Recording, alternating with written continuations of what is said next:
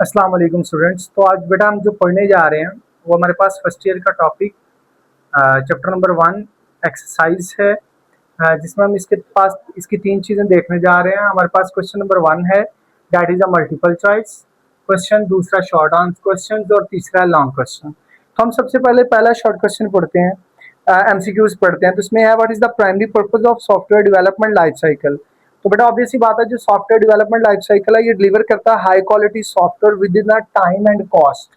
यानी कि आपके पास जो हाई क्वालिटी सॉफ्टवेयर है, जो आपके साथ टाइम और जो आपके पास कॉस्ट डिसाइड होती है, वो उसी रेंज के अंदर अंदर उस प्रोजेक्ट को कंप्लीट करते हैं। ठीक है बेटा। उसके बाद आपके पास आ जाएगा, which type of requirement specify how system should perform.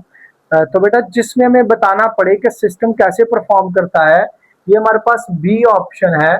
और इसमें हम बोलते हैं एनएफ रिक्वायरमेंट्स, जिसे हम नॉन फंक्शनल रिक्वायरमेंट बोलते हैं। ओके। उसके बाद तीसरा एमसीक्यूज है आपके पास, in the context of SDLC what is the role of framework. इसका भी बी ऑप्शन है, to provide a structure foundation and predefined component and architecture. इसमें हमारे पास जो है वो स्ट्रक्चर फाउंडेशन बताई जाती है और पहले से ही कुछ फंक्शंस और बिल्ट इन फंक्शंस को और उसके आर्किटेक्चर्स को डिफाइन कर दिया जाता है। उसके बाद बेटा आता है question number 4, which software development model involves working in short cycle. Short cycle के अंदर हमारे पास कौन सी है जो मेथोडोलॉजी काम करती है। तो ये हमारे पास बी ऑप्शन है, दैट इज एजाइल मेथोडोलॉजी। आपको पता है कि जो एजाइल है बेटा, ये हमारे पास कैसे वर्किंग करती थी। ये हमारे पास अगर क्लाइंट की रिक्वायरमेंट चेंज क्लाइंट करवाना चाहता था तो ये कर देती थी रिक्वायरमेंट को चेंज। ओके जी। क्वेश्चन नंबर 5 है, which roles in responsible for removing the obstacles and facilitate scrum practices।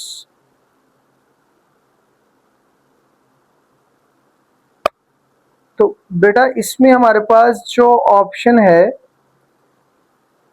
That is fifth का ए ऑप्शन है।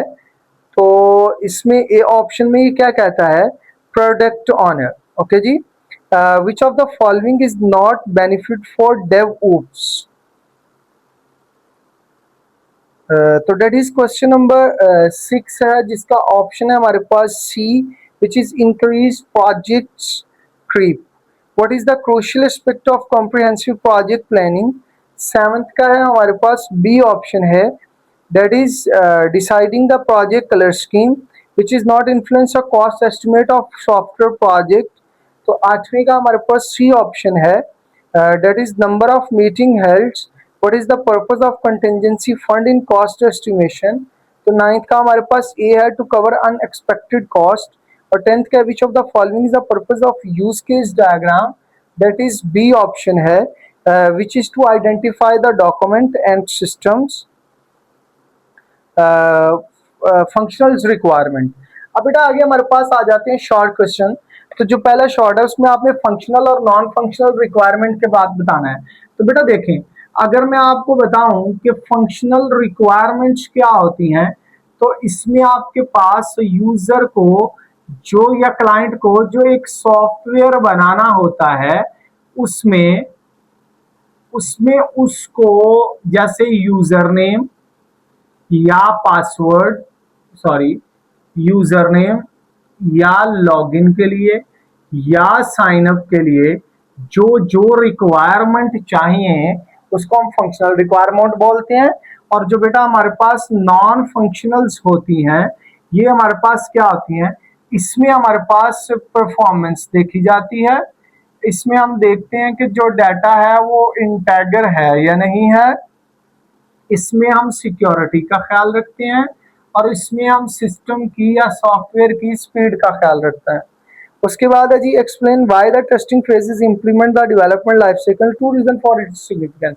बेटा देखें, जो टेस्टिंग फेज है ना, बेसिकली ये हमारे पास काम करता है। क्वेश्चन नंबर 2 है ये, क्यूए के लिए, क्वालिटी एश्योरेंस के लिए, एश्योरेंस के लिए अगर कोई एरर हो तो ये उसको रिमूव करता है।